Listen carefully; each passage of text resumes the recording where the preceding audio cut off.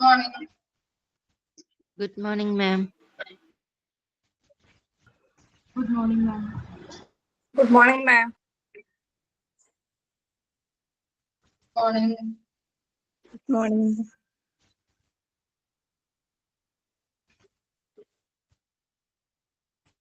Okay. എങ്ങനെയുണ്ടായിരുന്നു പെരുന്നാളൊക്കെ? Principal service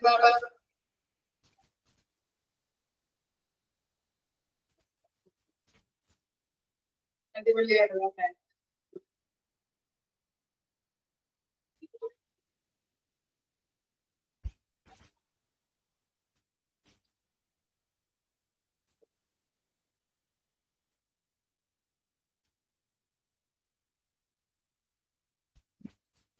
okay, നമ്മള് ഇൻഫ്ലേഷൻ്റെ ആണ് പറഞ്ഞുകൊണ്ടിരുന്നത്. ചാപ്റ്റർ 9 കേട്ടോ. പേജ് നമ്പർ ഒന്ന് പറയോ?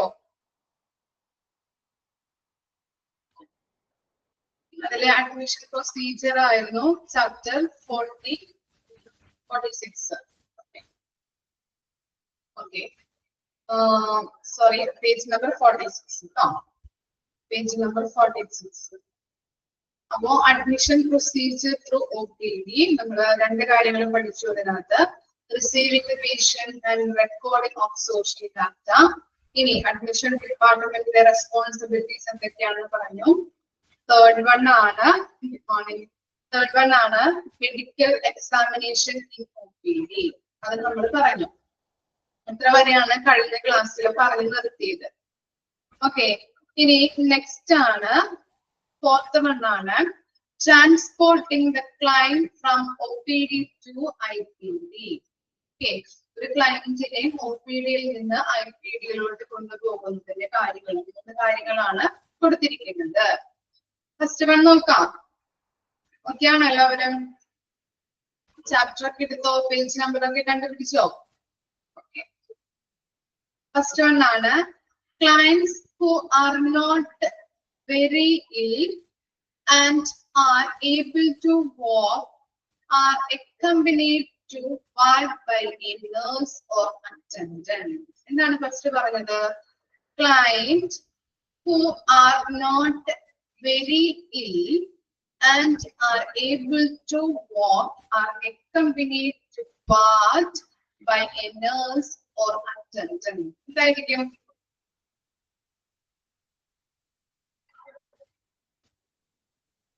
എന്തായിരിക്കും ഫസ്റ്റ് പോയിന്റ് വായിച്ചപ്പോ എന്ത് മനസ്സിലായി?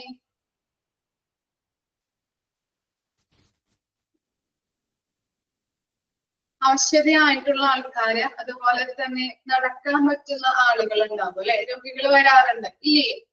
ഹോസ്പിറ്റലിലോട്ട് OPD-യിലോട്ട് വരാറുണ്ട് അല്ലെ? അപ്പൊ നടക്കാൻ പറ്റുന്ന ആളുകള്, അതുപോലെ തന്നെ രോഗം ബാധിച്ചവര്, ഇങ്ങനെയുള്ള ആളുകളെ OPD-യിൽ നിന്ന് IPD-യിലോട്ട് കൊണ്ടുപോകുന്നത് ഔട്ട്പേഷ്യന്റ് ഡിപ്പാർട്ട്മെന്റിൽ നിന്ന് ഇൻപേഷ്യന്റ് ഡിപ്പാർട്ട്മെന്റിലേക്ക് കൊണ്ടുപോകുന്നത് ആരായിരിക്കും? നേഴ്സോ അല്ലെങ്കിൽ അറ്റൻഡറോ ആയിരിക്കും. ഓക്കെ, അസുഖബാധിതരോ അല്ലെങ്കിൽ അങ്ങനെയുള്ള അധികം നടക്കാൻ, നല്ല രീതിയിൽ നടക്കാൻ പറ്റുന്ന ആളുകളൊക്കെ, അധികം ആവശ്യതയില്ലാത്ത ആളുകളെയൊക്കെ കൊണ്ടുപോകുന്നത്, അഡ്മിറ്റ് ആവാൻ വേണ്ടിയിട്ട് കൊണ്ടുപോകുന്നത് ആരായിരിക്കും? നേഴ്സോ ഓർ അറ്റൻഡറോ ആയിരിക്കും. ഇനി എന്താണ്? wheelchairs should be available for those who are too sick, weak, not able to walk. എന്താണ്? നല്ല രീതിയിൽ രോഗം ബാധിച്ചവര് അല്ലെ? ബോഡിയൊക്കെ വീക്ക് ആയവര്, അതുപോലെ തന്നെ നോട്ട് ഏബിൾ ടു വാക്ക്, തീരെ നടക്കാൻ പറ്റാത്തവരെ, ഔഷധയായിട്ടുള്ളവരെയൊക്കെ കൊണ്ടുപോകുന്നത് എന്തിലായിരിക്കും? വീൽ ചെയറിൽ അല്ലെ? നമ്മൾ കാണാറില്ലേ? വീൽ ചെയറിലൊക്കെ കയറ്റിയിട്ട് ഇങ്ങനെ കൊണ്ടുപോകുന്നത്. അപ്പൊ അങ്ങനെയുള്ള ആൾക്കാരെ, എങ്ങനെയുള്ളതാണ്? സിക്ക്, അതുപോലെ തന്നെ വീക്ക് ആയിട്ടുള്ളവര്, അതുപോലെ നോട്ട് ഏബിൾ ടു വാക്ക്. അപ്പൊ നടക്കാൻ പറ്റാത്തവര്, രോഗബാധിതര്, ബോഡി വളരെ വീക്ക് ആയിട്ടുള്ളവരൊക്കെ കൊണ്ടുപോകുന്നത് വീൽ ചെയറുകളിലായിരിക്കും. പിന്നെന്താണ് മൂന്നാമത്തെ point? clients who are brought to hospital on ambulance should be carried to their respective ward on stretchers. ഇനി ആംബുലൻസിലൊക്കെ കൊണ്ടുപോകുന്ന ആൾക്കാരെയൊക്കെ അല്ലെങ്കിൽ ക്ലയൻസിനെ പേഷ്യൻസിനെ ഒക്കെ എന്ത് ചെയ്യുന്നുണ്ട്, സ്ട്രക്ചറുകളിലാണല്ലേ ആക്സിഡന്റ് ആയിട്ടുള്ള ആളുകളെയൊക്കെ ആംബുലൻസിൽ കൊണ്ടുവരുമ്പോ തീരെ നടക്കാനും ചെയ്യാം, ചിലപ്പോ കാലൊടിഞ്ഞിട്ടുണ്ടാവാം, കൈകളൊക്കെ ഒടിഞ്ഞിട്ടുണ്ടാവാം. അപ്പൊ അങ്ങനെയുള്ള ആളുകളെയൊക്കെ നമ്മൾ ഇതിലേക്ക് എങ്ങനെയാണ് കൊണ്ടുപോകുന്നത്, സ്ട്രക്ചറിൽ കയറ്റിയിട്ടാണ് കൊണ്ടുപോകുന്നത്. ക്ലിയർ ആയോ? മൂന്ന് കാര്യങ്ങൾ ജസ്റ്റ് ഒന്ന് ഓർത്ത് വെച്ചാൽ മതി കേട്ടോ. അപ്പൊ ഫസ്റ്റ് പോയിന്റ് 3 കാര്യങ്ങളാണ് നമ്മൾ പറഞ്ഞത്. Transporting the clients from OPD to IPD. അപ്പോ നമ്മൾ പറഞ്ഞത് എന്താണ്, തീരെ ആവശ്യതയില്ലാത്തവര് അല്ലെങ്കിൽ നടക്കാൻ പറ്റുന്ന ആളുകള്, അങ്ങനെയുള്ള ആളുകളെയൊക്കെ നമ്മൾ കൊണ്ടുപോകുന്നത് ആരൊക്കെയാണ്, അറ്റൻഡറോ അല്ലെങ്കിൽ നേഴ്സോ ആയിരിക്കും. ഇനി സെക്കൻഡ് പോയിന്റിൽ പറഞ്ഞത് very weak body, very weak ആയിട്ടുള്ളവര്, രോഗബാധിതര്, അതുപോലെ തന്നെ ഒട്ടും നടക്കാൻ പറ്റുന്ന ആൾക്കാര്, ഒട്ടും നടക്കാൻ പറ്റാത്ത ആളുകൾ. അപ്പൊ അങ്ങനെയുള്ള ആളുകളെയൊക്കെ വീൽ ചെയറില് ഇരുത്തിയിട്ട് ഇത് നമ്മുടെ മുന്തിയാണ് കൊണ്ടുപോകുന്നത്. അതുപോലെ തന്നെ ആംബുലൻസിന്റെ സർവീസസ്, ആംബുലൻസറി സർവീസസിന്റെ സഹായത്തോട് കൂടിയിട്ട് നമ്മളെ OPD കൊണ്ടുവരുമ്പോ തീരെ നടക്കാൻ പറ്റാത്തോ ആക്സിഡന്റ് ആയിട്ടുള്ളവരെയൊക്കെ കൊണ്ടുവരാം. അപ്പൊ അങ്ങനെയുള്ള ആളുകളെയൊക്കെ സ്ട്രക്ചറിലാണ് കൊണ്ടുപോകുന്നത്. ക്ലിയർ ആയില്ലേ 3 കാര്യങ്ങളും? ഇനി നെക്സ്റ്റ് 5th വൺ ആണ് receiving the patient by ward sister. ഓരോ വാർഡിലും എന്താണ് ഇൻചാർജ് ആയിട്ടുള്ള സിസ്റ്റേഴ്സ് ഉണ്ടാവും അല്ലെ, ഇൻചാർജർ ഉണ്ടാവും. അപ്പോ അവരെന്ത് ചെയ്യുന്നുണ്ട്, പേഷ്യന്റിനെ റിസീവ് ചെയ്യുന്നു. ഓക്കെ, അതാണ് receive the patient by ward sister. വാർഡിലെ സിസ്റ്റർ ഇൻചാർജർ ആയിട്ടുള്ള സിസ്റ്റർ പേഷ്യന്റിനെ സ്വീകരിക്കുന്നു. ചില കാര്യങ്ങൾ കൊടുത്തിട്ടുണ്ട് കേട്ടോ. നഴ്സിന്റെ റെസ്പോൺസിബിലിറ്റി, നഴ്സിന്റെ ഉത്തരവാദിത്തങ്ങൾ എന്തൊക്കെയാണ്? മറ്റൊന്നാണ് പ്രിപ്പയർ റൂം പ്രിപ്പയർ ചെയ്യാൻ വേണ്ടിയിട്ട്, തയ്യാറാക്കാൻ വേണ്ടിയിട്ട് എന്തൊക്കെ റെസ്പോൺസിബിലിറ്റി ആണ് നഴ്സിന് ഉണ്ടായിരിക്കേണ്ടത്, നഴ്സിന്റെ ഉത്തരവാദിത്തം എന്തൊക്കെയാണ് നോക്കി. പ്രിപ്പയർ എ റൂം നോക്കിക്കോളൂ, 2 പോയിന്റ് ആണ് കൊടുത്തിരിക്കുന്നത്. Prepare a clean and neat admission room with all the necessary items according to the needs of the patient. ഇതായിരിക്കും അറിയാൻ പറ്റുമല്ലോ. Prepare a clean and neat admission room അല്ലെ. അഡ്മിഷൻ റൂം എന്തായിട്ട് ചെയ്യുന്നത്, നമ്മള് നല്ല രീതിയിൽ ക്ലീൻ ആക്കുകയും നീറ്റ് ആക്കി ഇടുകയും വേണം. ഓക്കെ, എന്താണ് with all the necessary items according to the needs of the patient. പേഷ്യന്റിന്റെ നീഡ്സ് അനുസരിച്ച്, ആവശ്യമനുസരിച്ച് അഡ്മിഷൻ റൂം നീറ്റ് ആക്കുകയും ക്ലീൻ ആക്കുകയും വേണം. ഇനി എന്താണ്, prepare an appropriate type of bed with adequate adjustment height of the bed. എന്തായിരിക്കും second point? Prepare an appropriate type of bed with adequate adjusted height of the bed. എന്തായിരിക്കാം? ഇതിന്റെ ഹൈറ്റുകൾ അല്ലേ, adjust ചെയ്യണം അല്ലെ. Okay, very good. നമ്മളിപ്പോ എന്താണ് multi speciality ഹോസ്പിറ്റലിൽ പോയാൽ കാണാൻ പറ്റും, എണീറ്റിരിക്കാം, അതുപോലെ കാലത്ത് ചുരുക്കണമെങ്കിൽ അങ്ങനെ ചെയ്യാൻ പറ്റും. ഇത്തിരി നമുക്ക് കയറി കിടക്കണം എന്നുണ്ടെങ്കിൽ അല്ലെ, അവരങ്ങനെ നമുക്ക് എന്താണ് ബെഡുകൾ അല്ലെങ്കിൽ അതിന്റെ അറേഞ്ച്മെന്റ്സ് നല്ല രീതിയിൽ നമുക്ക് ചെയ്തു തരാറുണ്ട്. നമുക്ക് അതിനെ അഡ്ജസ്റ്റ് ചെയ്യാൻ പറ്റും. അങ്ങനെയുള്ള കാര്യങ്ങള് പേഷ്യന്റിന് ചെയ്തു കൊടുക്കാം. ഓക്കെ, അപ്പൊ 2 കാര്യങ്ങളാണ് പ്രിപ്പയർ റൂമിൽ പറയുന്നത് കേട്ടോ. പേഷ്യന്റിന്റെ നീഡ്സ് അനുസരിച്ച്, അവന്റെ ആവശ്യം അനുസരിച്ച് കൊണ്ട് എന്ത് ചെയ്യണം, അഡ്മിഷൻ റൂം നീറ്റും ക്ലീനും ആക്കണം. അതുപോലെ തന്നെ അവനിപ്പോ ബെഡുകള് നല്ല രീതിയിൽ എണീറ്റിരിക്കണം, അല്ലെങ്കിൽ ഒന്ന് ചരിഞ്ഞ് കിടക്കാം, അല്ലെങ്കിൽ ഒന്ന് ഇത്തിരി ഇങ്ങനെ നേരെ ഒന്ന് ഇരിക്കാം. അപ്പൊ അങ്ങനെയുള്ള കാര്യങ്ങളൊക്കെ വേണമെന്നുണ്ടെങ്കിൽ അവന്റെ ആ ബെഡുകള് അഡ്ജസ്റ്റ് ചെയ്ത് കൊടുക്കാം, ബെഡിന്റെ ഹൈറ്റ് അഡ്ജസ്റ്റ് ചെയ്യാം. ഓക്കെ, ക്ലിയർ ആയോ പ്രിപ്പയർ റൂമില് ഉള്ള 2 കാര്യങ്ങള്?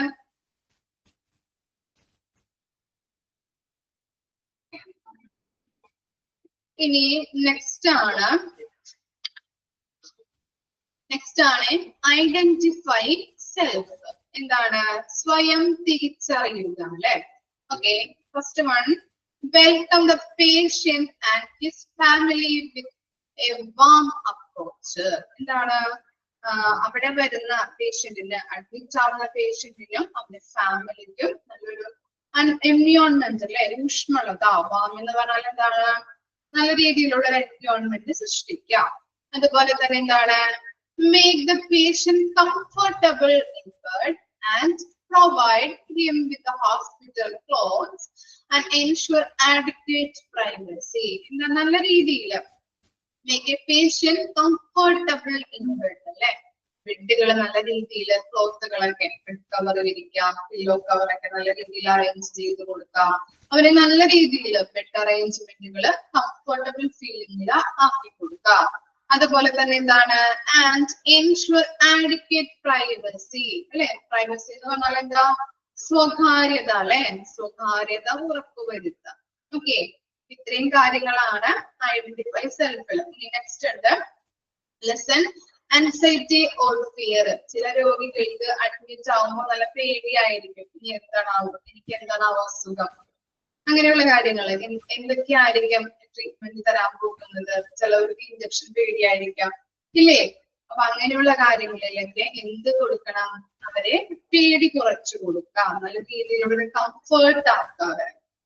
ഓക്കെ, അപ്പൊ ഐഡന്റിഫൈ സെൽഫിന് 3 കാര്യങ്ങളാണ് നമ്മൾ പറഞ്ഞത്. പേഷ്യന്റിനും അവരുടെ ഫാമിലിക്കും നല്ല രീതിയിലുള്ള ഒരു ഊഷ്മളമായ ഒരു വാം അപ്രോച്ച് അല്ലെ, ഊഷ്മളമായ ഒരു അന്തരീക്ഷം സൃഷ്ടിച്ചു കൊടുക്കാം. അതുപോലെ തന്നെ അവരുടെ ബെഡ് നല്ല രീതിയിൽ കംഫർട്ടബിൾ ആക്കാം. പില്ലോ കവർ, ബെഡ് കവർ, ചിലപ്പോ ബെഡ് കവർ ഒന്നും മാറ്റിയിട്ടുണ്ടാവില്ല, അപ്പൊ അതൊക്കെ മാറ്റി നല്ല രീതിയിൽ പുതിയതായിട്ടുള്ള ബെഡ് കവർ ഇട്ട് കൊടുക്കാം, പുതിയതായിട്ടുള്ള പില്ലോ കവർ അറേഞ്ച് ചെയ്ത് കൊടുക്കാം, അങ്ങനെയുള്ള കാര്യങ്ങള്. അതുപോലെ തന്നെ പ്രൈവസി അല്ലെ, റൂമിൽ നമുക്ക് പ്രൈവസി വേണ്ടതായിട്ട് ആവശ്യമാണ്, സ്വകാര്യത ഉറപ്പുവരുത്തണം. അപ്പൊ അങ്ങനെയുള്ള കാര്യങ്ങൾ ചെയ്തു കൊടുക്കാം. അതുപോലെ തന്നെ അവരുടെ പേടി, ഭയം ഇതൊക്കെ കുറച്ചു കൊണ്ടുവരാം. ക്ലിയർ ആയോ? ഐഡന്റിഫൈ സെൽഫ്, അതുപോലെ പ്രിപ്പയർ. റൂം ഒന്ന് വായിച്ചു നോക്കി, നെക്സ്റ്റ് ഒന്ന് വായിച്ചു നോക്കിയിട്ട് നെക്സ്റ്റ് എടുക്കാം കേട്ടോ.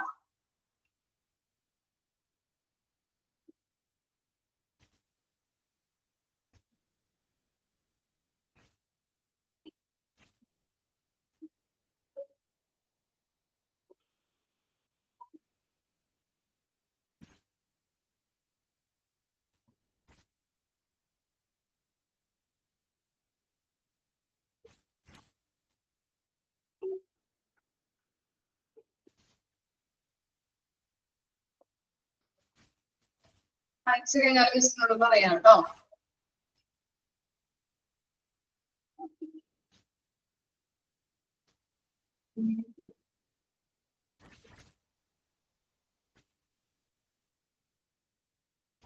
ഇനി നെക്സ്റ്റ് ആണ് ഓറിയന്റ് പേഷ്യന്റ് അല്ലെ. പേഷ്യന്റിനെ ചില കാര്യങ്ങളിൽ ബോധവാന്മാരാക്കണം നമ്മൾ. ചില കാര്യങ്ങൾ പറഞ്ഞു കൊടുക്കേണ്ടതുണ്ട് അല്ലെ. അഡ്മിറ്റ് ആവുമ്പോ അവര് പാലിക്കേണ്ട കുറച്ച് കാര്യങ്ങൾ ഉണ്ടാവും, അല്ലെങ്കിൽ ഫോളോ ചെയ്യേണ്ട കുറച്ച് കാര്യങ്ങളൊക്കെ ഉണ്ടാവും. അപ്പൊ അതൊക്കെ നമ്മൾ അവരെ പറഞ്ഞു കൊടുത്ത് ബോധവാന്മാരാക്കണം. കുറച്ച് കാര്യങ്ങൾ ഇതിനകത്ത് നമുക്ക് നോക്കാനുണ്ട് കേട്ടോ. അപ്പോ ഓറിയന്റ് പേഷ്യന്റ് 3ാമത്തെ പോയിന്റ് ആണ് ഓറിയന്റ് പേഷ്യന്റ്. ചില കാര്യങ്ങളില് പേഷ്യന്റിനെ നമുക്ക് ബോധവാന്മാരാക്കേണ്ടതുണ്ട്. ഫസ്റ്റ് പോയിന്റ് എന്താണ്, ലൊക്കേഷൻ ഓഫ് നഴ്സ് സ്റ്റേഷൻ. ആരെങ്കിലും കണ്ടിട്ടുണ്ടോ ഹോസ്പിറ്റലിൽ പോയപ്പോൾ നഴ്സ് സ്റ്റേഷൻ കണ്ടിട്ടുള്ളവരുണ്ടോ? നഴ്സുമാർക്ക് ഇരിക്കാനായിട്ട് ഒരു സ്ഥലം ഉണ്ടാവും അല്ലെ, ഓഫീസ് അല്ലെങ്കിൽ നഴ്സ് സ്റ്റേഷൻ അവിടെ എഴുതി വെച്ചിട്ടുണ്ടാവും. ഇപ്പൊ കാഷ്വാലിറ്റിയിൽ പോയാൽ കാണാൻ പറ്റും, അവർക്ക് സെപ്പറേറ്റ് ആയിട്ട് കാഷ്വാലിറ്റി മറ്റു ഡിപ്പാർട്ട്മെന്റ് ഒക്കെ സെപ്പറേറ്റ് ആണല്ലോ, അപ്പൊ അവിടെ ഉണ്ടാവും നഴ്സ് സ്റ്റേഷൻ എന്നൊക്കെ. ഇനി കാണാത്തവര് ശ്രദ്ധിക്കാം, ഹോസ്പിറ്റലിൽ പോകുമ്പോ ഒന്ന് കേറിയൊക്കെ ഒന്ന് നോക്കാം, ശ്രദ്ധിക്കാം. എല്ലാ കാര്യങ്ങളും നമ്മള് ഇപ്പൊ എച്ച് പഠിക്കുന്നത് കൊണ്ട് തന്നെ എല്ലാ കാര്യങ്ങളും നമ്മൾ അതിനകത്ത് പഠിക്കുന്നില്ല. ഓരോ കാര്യങ്ങളും നമ്മൾ പഠിക്കുന്നതുമായിട്ട് ബന്ധപ്പെട്ട് നമ്മൾ തിയറി മാത്രം അറിഞ്ഞാൽ പോരല്ലോ, ഒരു കാര്യങ്ങൾ അറിയണ്ടേ. നമുക്കിങ്ങനെ തിയറി പഠിച്ചിട്ടുണ്ട്, പക്ഷെ നമ്മളെ കാണുമ്പോ നമുക്കൊരു സന്തോഷമല്ലോ, ഹോസ്പിറ്റലിൽ പോകുമ്പോൾ ഞാൻ പഠിച്ചിട്ടുണ്ടല്ലോ ഇല്ലേ. അപ്പൊ അങ്ങനെയുള്ള കാര്യങ്ങളൊക്കെ ഒന്ന് നോക്കാം. ഓക്കെ, അപ്പോ എന്താണ് location of nurse station. Nurse station അവർക്ക് ഇരിക്കാനായിട്ടൊരു ഓഫീസ് ഉണ്ടാവും. ഇപ്പൊ നമുക്കറിയാം എന്താണ് ഡോക്ടേഴ്സിനായാലും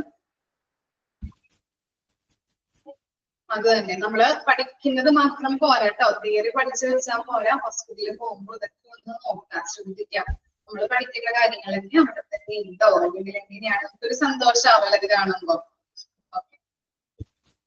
നേഴ്സ് സ്റ്റേഷൻ എന്ന് പറഞ്ഞാൽ മനസ്സിലായാലും അവർക്ക് നേഴ്സുമാർക്ക് ഇരിക്കാനായിട്ട് ഒരു ഓഫീസ് ഉണ്ടാകും. ഓക്കെ. ഡ്യൂട്ടി എങ്ങനെയാണ്? പലതരത്തിലായിരിക്കും അല്ലെ. ചിലവർക്ക് ഡേ ആയിരിക്കും, ഡേ ഷിഫ്റ്റ് ആയിരിക്കും. അതുപോലെ ചിലവർക്ക് നൈറ്റ് ഡ്യൂട്ടി ആയിരിക്കും അല്ലെ. അപ്പോ ഇപ്പൊ നൈറ്റ് ഒക്കെ രോഗികൾക്ക് എന്തെങ്കിലും അത്യാവശ്യം വന്നു കഴിഞ്ഞിട്ടുണ്ടെങ്കിൽ നേഴ്സുമാരെ പോയി വിളിച്ചാൽ മതി. ഇല്ലേ, അവര് പറയാറില്ലേ ഞങ്ങൾ അവിടെ ആയിരിക്കും ഇരിക്കുന്നത്, ഞങ്ങൾ അവിടെ ഉണ്ടാവും, എന്തെങ്കിലും ആവശ്യം വന്നിട്ടുണ്ടെങ്കിൽ വിളിച്ചോളൂ എന്ന് പറയാറുണ്ടല്ലേ. ഓക്കെ. അപ്പൊ നേഴ്സ് സ്റ്റേഷൻ എന്ന് പറഞ്ഞാല് അവർക്ക് ഇരിക്കാനുള്ള ഒരു ഓഫീസ് ഉണ്ടാവും, നേഴ്സുമാർക്ക് വർക്ക് ചെയ്യാനായിട്ടുള്ളത്. ഓക്കെ. ഇനി എന്താണ്, അപ്പൊ അത് കാണിച്ചു കൊടുക്കാം. Bell system. ഇനി എന്താണ്, റൂം ബൗണ്ടറീസ് അല്ലെ. ചിലവരൊക്കെ എന്താണ് അഡ്മിറ്റ് ആയവർ അല്ലെങ്കിൽ റിലേറ്റീവ്സ് ഒക്കെ ഉണ്ടെങ്കിൽ ഇങ്ങനെ അഡ്മിറ്റ് ആയ പേഷ്യന്റ് റൂമിൽ കിടക്കുന്നുണ്ടാവും. ഈ റിലേറ്റീവ്സ് ഒക്കെ ചിലപ്പോൾ ഇങ്ങനെ അലഞ്ഞിട്ട് നടക്കുന്നുണ്ടാവും അല്ലെ. ഓരോ ഭാഗത്തും കുളിഞ്ഞൊക്കെ നോക്കി അല്ലെ, ഓരോ റൂമിലും പോയി നോക്കും. ചിലവരെ അങ്ങോട്ടും ഇങ്ങോട്ടും അറിഞ്ഞിട്ട് നടക്കുന്നത് പോലെ നമുക്ക് ഫീൽ ചെയ്യും അല്ലെ, അങ്ങനെയുള്ള കാര്യങ്ങൾ. അപ്പൊ നഴ്സുമാര് പറയും നിങ്ങൾക്ക് ഇന്ന ബൗണ്ടറീസ് എന്ന് പറഞ്ഞാൽ എന്താണ്? ബൗണ്ടറീസ് എന്താ?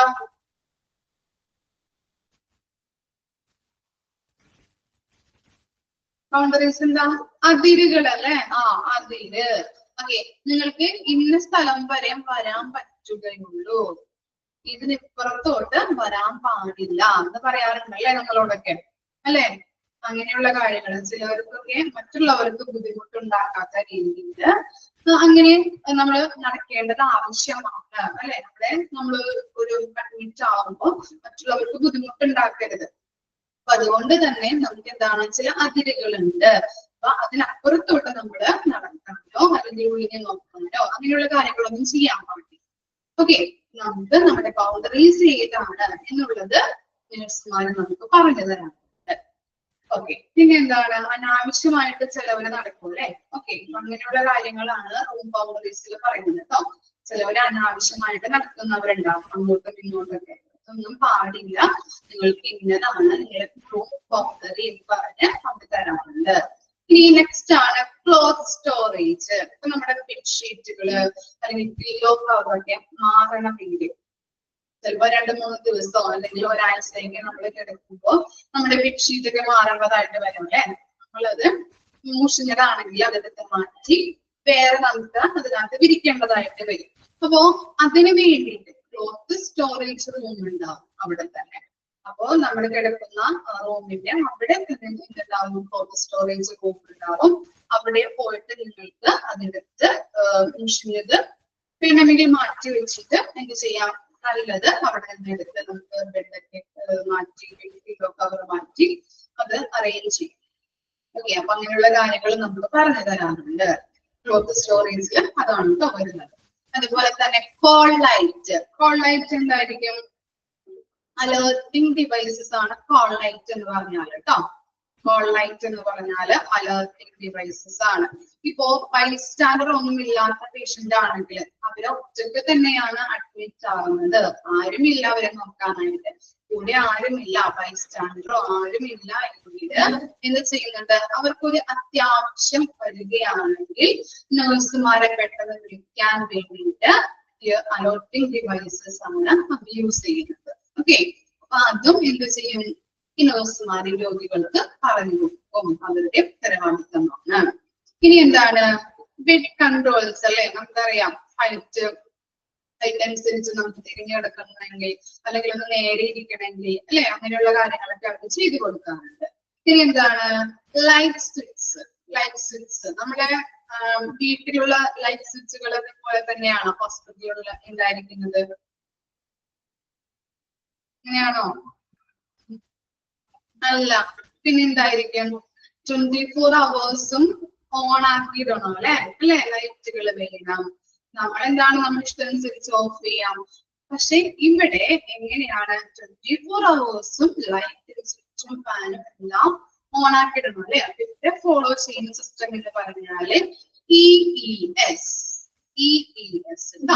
ഞാൻ പറഞ്ഞു തരാം. ഫുൾ ഫോം ഒന്ന് എഴുതി വെച്ചോ. Essential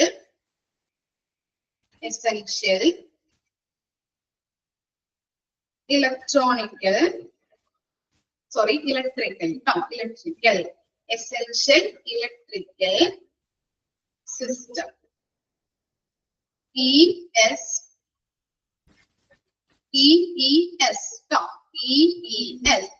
essential electrical system. അപ്പൊ നമ്മുടെ ഹോസ്പിറ്റലിൽ ഫോളോ ചെയ്യുന്ന സിസ്റ്റം ആണ് എന്ത്? Essential electrical system. 24 hours available ആയിരിക്കണം അല്ലെ.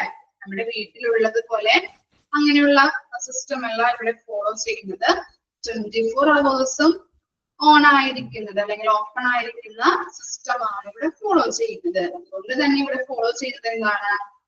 എസെൻഷ്യൽ ഇലക്ട്രിക്കൽ സിസ്റ്റം ആണ്. ഓക്കെ, ഇനി എന്താണ്? ടെലിഫോൺ പോളിസി അല്ലേ. ഇത് കഴിഞ്ഞോ?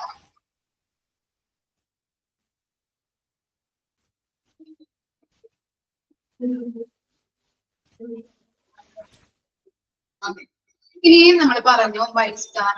എന്താണ് പറയേണ്ടത്? EES essential electrical system. Telephone പിന്നെന്താണ്?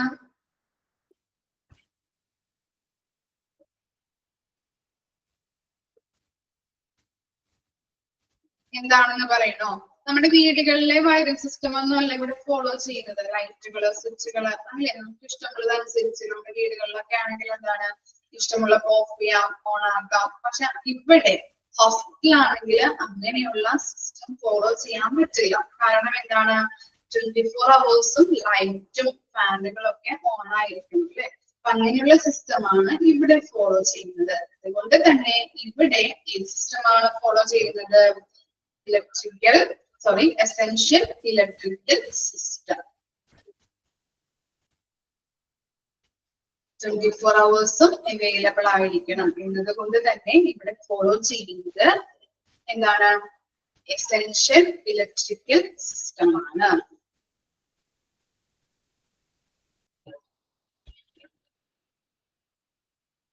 ഇനി നെക്സ്റ്റ് ആണ് ടെലിഫോൺ പോളിസി. ഇപ്പോ ഞാൻ പറഞ്ഞു ബൈസ്റ്റാൻഡർ ഇല്ലാത്ത പേഷ്യന്റ് ഒക്കെ വരികയാണെങ്കിൽ നഴ്സുമാരെ പെട്ടെന്ന് വിളിക്കാനായിട്ടല്ലേ, ചിലപ്പോ പെട്ടെന്ന് തന്നെ അവർക്ക് വിളിക്കേണ്ടത് ആവശ്യമായിട്ടൊക്കെ വന്നിട്ടുണ്ടെങ്കിൽ നഴ്സുമാരുടെ ഫോൺ നമ്പർ അവിടെ നഴ്സിംഗ് സ്റ്റേഷനിൽ അവിടെ ഒരു ടെലിഫോൺ ഉണ്ടാവുമല്ലോ, അവരുടെ ആ ഫോൺ നമ്പർ കൊടുക്കും. അതുപോലെ തന്നെ ഇപ്പോ ക്യാൻറ്റീനിൽ അവർക്ക് ഭക്ഷണം കൊണ്ടുവരുന്നതിന് വേണ്ടിയിട്ട് ക്യാൻറ്റീനിലെ നമ്പർ അവിടെ അവർ പറഞ്ഞു കൊടുക്കും കേട്ടോ. അപ്പൊ അങ്ങനെയുള്ള കാര്യങ്ങളാണ് ടെലിഫോൺ പോളിസിയിൽ വരുന്നത്. നഴ്സുമാരുടെ നമ്പർ, ക്യാൻറ്റീനിലെ നമ്പറൊക്കെ അവരവിടെ രോഗിക്ക് പറഞ്ഞു കൊടുക്കുന്നുണ്ട്, അല്ലെങ്കിൽ അവൈലബിൾ ആക്കി കൊടുക്കും. ഇനി എന്താണ്? TV കൺട്രോൾസ് അല്ലെ. TV കൺട്രോൾസ് അറിയാലോ, എന്തായിരിക്കും?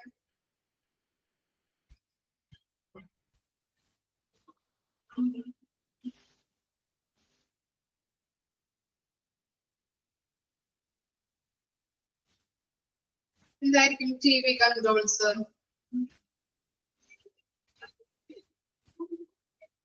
നമുക്ക് റൂമിലൊക്കെ ആണെങ്കിൽ എന്താണ്? റൂമിൽ TV ഉണ്ടാവും. റൂമിലൊക്കെ ആണെങ്കിൽ നമുക്ക് എപ്പോ വേണമെങ്കിലും TV കാണാം അല്ലെ. അങ്ങനെ കൺട്രോളിങ്ങോ അല്ലെങ്കിൽ കാര്യങ്ങളോ ഒന്നും ഉണ്ടാവില്ല. ഇപ്പോ വാർഡിലൊക്കെ ആണെങ്കിലോ, ഇന്ന ടൈം മാത്രം അല്ലെ, ഒരു കൺട്രോളിങ് അല്ലെ, കൺട്രോളിങ് ഉണ്ടാവും. ഇന്ന ടൈം മാത്രം നമുക്ക് TV കാണാൻ പറ്റുള്ളൂ, അല്ലെങ്കിൽ TV അവിടെ ഓപ്പൺ ആക്കുന്നത് ഇന്ന ടൈം മാത്രമായിരിക്കും. ആണോ? കൺട്രോളിങ് ഉണ്ടാവും. വാർഡിലൊക്കെ ആണെങ്കിൽ കുറെ അധികം രോഗികൾ ഉണ്ടാവും അല്ലെ. നമുക്ക് എപ്പോ വേണമെങ്കിലും നമ്മുടെ സന്തുഷ്ടപ്രകാരം നമുക്ക് കാണാൻ പറ്റില്ല. അവിടെ എന്താണ് വാർഡിലാണെങ്കിൽ കൺട്രോളിങ് ഉണ്ട്. റൂമിലാണെങ്കിൽ എന്താണ്, നമുക്ക് ഇഷ്ടമുള്ളതനുസരിച്ച് ഇഷ്ടമുള്ള ടൈമിൽ നമുക്ക് TV കാണാം. ഓക്കെ, ഇനി മീൽസ് ടൈം അല്ലെങ്കിൽ മീൽ ടൈംസ് എങ്ങനെയായിരിക്കും? മീൽ ടൈം ഫുഡിങ് ടൈം അല്ലെ. മീൽ എന്ന് പറഞ്ഞാൽ എന്താണ്? ഫുഡിങ് ടൈം ഉണ്ടാവും. എപ്പോഴാണ് അവിടെ ഫുഡ് ലഭിക്കുന്നത്, അതുപോലെ തന്നെ എന്താണ് ഏത് സമയത്താണ് ഫുഡ് കഴിക്കേണ്ടത്. ഇപ്പൊ രോഗിക്കോ എന്താണ് ഷുഗർ ഉള്ള രോഗികളൊക്കെ ആണെങ്കിൽ ഇന്ന ടൈം അല്ലെങ്കിൽ ഡയറ്റ് ഫോളോ ചെയ്യുന്ന രോഗികളൊക്കെ ആണെങ്കിൽ ഇത്ര ടൈമിന് ഫുഡ് കഴിച്ചിരിക്കണം, ഇത്ര ക്വാണ്ടിറ്റിയിൽ കഴിച്ചിരിക്കണം എന്നുള്ളതൊക്കെ ഉണ്ടാവില്ലേ. അതാണ് മീൽ ടൈം കേട്ടോ. അപ്പൊ രോഗികള് അവിടെ അഡ്മിറ്റ് ആവുമ്പോ എപ്പോ ഫുഡ് കഴിക്കണം, എത്ര ക്വാണ്ടിറ്റിയിൽ, എന്താണ് കഴിക്കേണ്ടത്, ചില ഭക്ഷണ സാധനങ്ങൾ കഴിക്കണ്ട എന്ന് പറയാറുണ്ട് ഡോക്ടേഴ്സ്. അങ്ങനെയുള്ള കാര്യങ്ങളൊക്കെ രോഗികൾക്ക് നഴ്സുമാര് പറഞ്ഞു കൊടുക്കാറുണ്ട്. ഇനി എന്താണ് വിസിറ്റിംഗ് അവേഴ്സ് അറിയാലോ, രോഗിയെ കാണുന്ന അവേഴ്സ് അല്ലെ, വിസിറ്റിംഗ് ടൈം പറഞ്ഞു കൊടുക്കും. അതുപോലെ തന്നെ ഡയറ്റ് പറഞ്ഞില്ലേ നമ്മള്, എല്ലാ ഫുഡും രോഗികൾക്ക് ചിലപ്പോൾ കഴിക്കണം എന്നില്ല, കഴിക്കാൻ പറ്റുന്നതായിട്ടുള്ള ഫുഡുകള് ഉണ്ടാവും. അതുപോലെ തന്നെ കഴിക്കാൻ പറ്റേണ്ടതായിട്ടുള്ള ഫുഡുകള്, പറ്റാത്ത ഫുഡുകള് ഡോക്ടർ പറഞ്ഞിട്ടുണ്ടാവും. അങ്ങനെയുള്ള കാര്യങ്ങള് പറഞ്ഞു കൊടുക്കണം. പിന്നെ എന്താണ് സേഫ്റ്റി മെഷേഴ്സ്, സൈഡ് റെയിൽസ്, നമ്മള് മറ്റേ എന്താണ് രോഗികൾക്ക് പിടിച്ചിട്ട് നടക്കാനായിട്ട് അല്ലേ സ്റ്റെപ്പുകള്, അല്ലെങ്കിൽ സ്റ്റെപ്പ് ഇറങ്ങുമ്പോ അല്ലെങ്കിൽ സ്റ്റെപ്പ് കയറുമ്പോ ഒക്കെ രോഗികളെ ഹാൻഡ് റൈൽസിലൊക്കെ ഇല്ലേ ഇതൊക്കെ പിടിച്ച് നമ്മളെ കയറ്റണം. ചിലപ്പോ അവര് പെട്ടെന്ന് വീണ് പോയിട്ടുണ്ടെങ്കിൽ എന്താണ് ബുദ്ധിമുട്ടായിരിക്കും അല്ലെ, രോഗിക്ക് ബുദ്ധിമുട്ടാണ്. ചിലപ്പോ എല്ല് പൊട്ട അമ്മമാരോ അല്ലെങ്കിൽ അപ്പന്മാരൊക്കെ ആണെങ്കിൽ ബുദ്ധിമുട്ടായിരിക്കും. അങ്ങനെയുള്ള കാര്യങ്ങൾ സേഫ്റ്റി മെഷേഴ്സുകൾ പറഞ്ഞു കൊടുക്കാം. അല്ലെങ്കിൽ എന്തെങ്കിലും ഇപ്പൊ സ്റ്റെപ്പ് ഇറങ്ങണമെങ്കിലോ അല്ലെങ്കിൽ എന്തെങ്കിലും ഒരു താഴേക്ക് ഇറങ്ങി പോകണമെങ്കിലോ അല്ലെങ്കിൽ മേലേക്ക് ഇറങ്ങണമെന്നുണ്ടെങ്കിലോ ഒക്കെ അവരെ പിടിച്ച് കൈയൊക്കെ പിടിച്ച് കൊടുക്കാം. ഇങ്ങനെയുള്ള കാര്യങ്ങൾ സേഫ്റ്റി മെഷേഴ്സ് ആയാലും രോഗികൾക്ക് പറഞ്ഞു കൊടുക്കണം. പിന്നെ എന്താണ് ടൈം ഫോർ ഡോക്ടേഴ്സ് വിസിറ്റ്, റൗണ്ട്സിന് വരാറില്ലേ ഡോക്ടേഴ്സ് അല്ലെ, വരാറുണ്ട് അല്ലെ. ഒരു രോഗി അഡ്മിറ്റ് ആയി കിടന്ന് വെച്ചിട്ടുണ്ടെങ്കിൽ റൗണ്ട്സിന്റെ ടൈം ഉണ്ടാവും അവർക്ക്. അപ്പൊ എപ്പോഴാണ് ഡോക്ടർ നമ്മുടെ അടുത്തേക്ക് വരുന്നത് അല്ലെങ്കിൽ റൂമിലേക്ക് വരുന്നത്, റൗണ്ട്സിന്റെ ടൈം രോഗികൾക്ക് അവൈലബിൾ ആക്കാം, പറഞ്ഞു കൊടുക്കാം. പിന്നെന്താണ് what test are scheduled, what test are scheduled. ഇപ്പൊ ഒരു പ്രമേഹ രോഗിയാണ് അഡ്മിറ്റ് ആയതെങ്കിൽ നമ്മൾ എന്ത് ചെയ്യണം, ഫുഡിന് മുൻപ് നമ്മൾ പ്രഷർ നോക്കാം, ഷുഗർ നോക്കണം അല്ലെ. ഫുഡിന് മുൻപ് നമ്മൾ എന്ത് ചെയ്യണം, ബ്ലഡ് ചെക്ക് ചെയ്യണം. ഇനി അതിനുശേഷം ആഫ്റ്റർ ഫാസ്റ്റിങ്ങിന് ശേഷവും നമ്മൾ എന്ത് ചെയ്യുന്നുണ്ട്, ബ്ലഡ് ചെക്ക് ചെയ്യണം അല്ലെ. അങ്ങനെ അവർക്ക് പറഞ്ഞ് മനസ്സിലാക്കി കൊടുക്കാം ഓരോ കാര്യങ്ങളും. ഫുഡിന് മുൻപ് നോക്കണം, അതുപോലെ തന്നെ ഫുഡ് കഴിഞ്ഞിട്ട് നോക്കേണ്ടതായിട്ടുണ്ട്. അതുപോലെ തന്നെ അങ്ങനെ അതിനുശേഷമാണ് ട്രീറ്റ്മെന്റ്, എന്തൊക്കെ മരുന്ന് കഴിക്കണം, എന്തൊക്കെ മരുന്ന് കഴിക്കേണ്ടാത്തതുണ്ട്. അങ്ങനെയുള്ള കാര്യങ്ങൾ ഈ ടെസ്റ്റിന് ശേഷമാണ് നമ്മൾ ചെയ്യുന്നത്. ട്രീറ്റ്മെന്റിന്റെ കാര്യങ്ങൾ ഓരോന്നും അല്ലെങ്കിൽ മരുന്ന് കഴിക്കേണ്ടതായിട്ടുള്ള കാര്യങ്ങൾ ഓരോന്നും നമ്മൾ നോക്കാൻ പോകുന്നത് ഈ ടെസ്റ്റിന് ശേഷമായിരിക്കും എന്നുള്ള കാര്യങ്ങളൊക്കെ ഒന്ന് അവരെ പറഞ്ഞ് മനസ്സിലാക്കി കൊടുക്കണം. ക്ലിയർ ആയോ? ഇത്രയും കാര്യങ്ങളാണ് ഇതിൽ വരുന്നത് കേട്ടോ, ഓറിയന്റ് പേഷ്യന്റിൽ വരുന്നത്. അവരെ ബോധവാന്മാരാക്കുക. ES എന്ന് പറഞ്ഞാല് എസെൻഷ്യൽ ഇലക്ട്രിക്കൽ സിസ്റ്റം. നമ്മുടെ വീട്ടിൽ ഫോളോ ചെയ്യുന്ന ലൈറ്റ് സ്വിച്ചുകളായിരിക്കും അവിടെ ഫോളോ ചെയ്യുന്നത്. അപ്പൊ എന്താണ് 24 hours എന്ത് വേണം, ഓൺ ആണോ അല്ലെ. ലൈറ്റ് ആയാലും ഫാൻ ആയാലും എന്ത് സിസ്റ്റം ആയാലും അവിടെ എന്താണ് ലൈറ്റും ഫാനും ആവശ്യമാണ്. ഓരോ രോഗികൾക്കും ചിലപ്പോ രാത്രിയിലൊക്കെ ബുദ്ധിമുട്ട് വരാം പേഷ്യൻസ് അല്ലെ. അതുകൊണ്ട് തന്നെ 24 hours ഹോസ്പിറ്റലിലാണെങ്കിൽ ലൈറ്റ് സ്വിച്ചിന്റെ കാര്യങ്ങളൊക്കെ അല്ലെങ്കിൽ ആ സിസ്റ്റം ഓപ്പണിംഗ് ആയിരിക്കണം. ഓക്കെ, ക്ലിയർ ആയോ? അപ്പൊ അവിടെ ഫോളോ ചെയ്യുന്നത് എസെൻഷ്യൽ ഇലക്ട്രിക്കൽ സിസ്റ്റം ആണ്. നമ്മുടെ വീട്ടിൽ ഫോളോ ചെയ്യുന്ന ലൈറ്റും സ്വിച്ചിന്റെ പോലെയല്ല, 24 hours അവിടെ ഓപ്പൺ ആയിരിക്കണം ഇത് ലൈറ്റും സ്വിച്ചുകളും. അതുകൊണ്ട് തന്നെ അവിടെ ഫോളോ ചെയ്യുന്നത് എസെൻഷ്യൽ ഇലക്ട്രിക്കൽ സിസ്റ്റം ആണ്.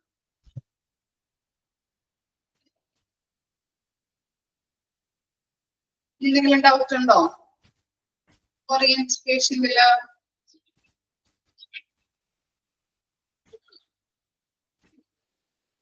ഓക്കെ, ഇനി നെക്സ്റ്റ് ആണ് ഗ്യാദർ ഇൻഫർമേഷൻ റിലേറ്റഡ് ടു, കുറച്ച് കാര്യങ്ങൾ പഠിക്കാനുണ്ട് ഞാൻ കേട്ടോ. Medical orders.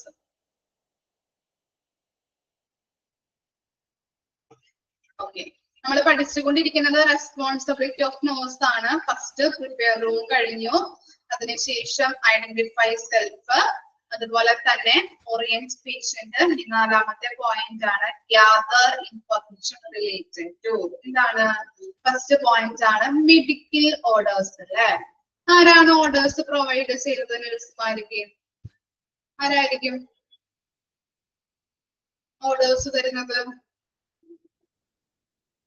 Very good. Doctors ആയിരിക്കും അല്ലെ. നഴ്സുമാർക്ക് ഓർഡർ പ്രൊവൈഡ് ചെയ്യുന്നത്, മെഡിക്കൽ ഓർഡേഴ്സ് കൊടുക്കുന്നത് ഡോക്ടേഴ്സ് ആയിരിക്കും. ഡോക്ടേഴ്സ് പറയുന്നതനുസരിച്ച് ആരോഗ്യക്ക് എന്തൊക്കെ ടെസ്റ്റുകൾ നടത്തണം, അല്ലെങ്കിൽ എന്തൊക്കെ സ്കാനുകൾ ചെയ്യണം എന്നുള്ളത് നോക്കി ആ ടെസ്റ്റ് റിസൾട്ടിന്റെ ബേസിലായിരിക്കും എന്ത് ട്രീറ്റ്മെന്റുകൾ ആരംഭിക്കുന്നത് അല്ലെ. ആദ്യം അപ്പോൾ ഡോക്ടേഴ്സ് എന്ത് പറയും? നഴ്സുമാരോട് മെഡിക്കൽ ഓർഡേഴ്സ് കൊടുത്ത് ആരോഗ്യ അതിനെ വിജയമാക്കിയിട്ട് വേണം എന്ത് ചെയ്യാനായിട്ട് ട്രീറ്റ്മെന്റ് തുടങ്ങാനായിട്ട് അല്ലെ. ഓക്കെ, അപ്പൊ ഇങ്ങനെയുള്ള കാര്യങ്ങള് രോഗിയെ പറഞ്ഞ് ബോധവാന്മാരാക്കണം. ഓക്കെ, നിങ്ങൾക്ക് ഇന്ന ടെസ്റ്റുകൾ ചെയ്തിട്ട് വേണം ട്രീറ്റ്മെന്റ് തുടങ്ങാൻ. ചിലവർ സമ്മതിക്കില്ല.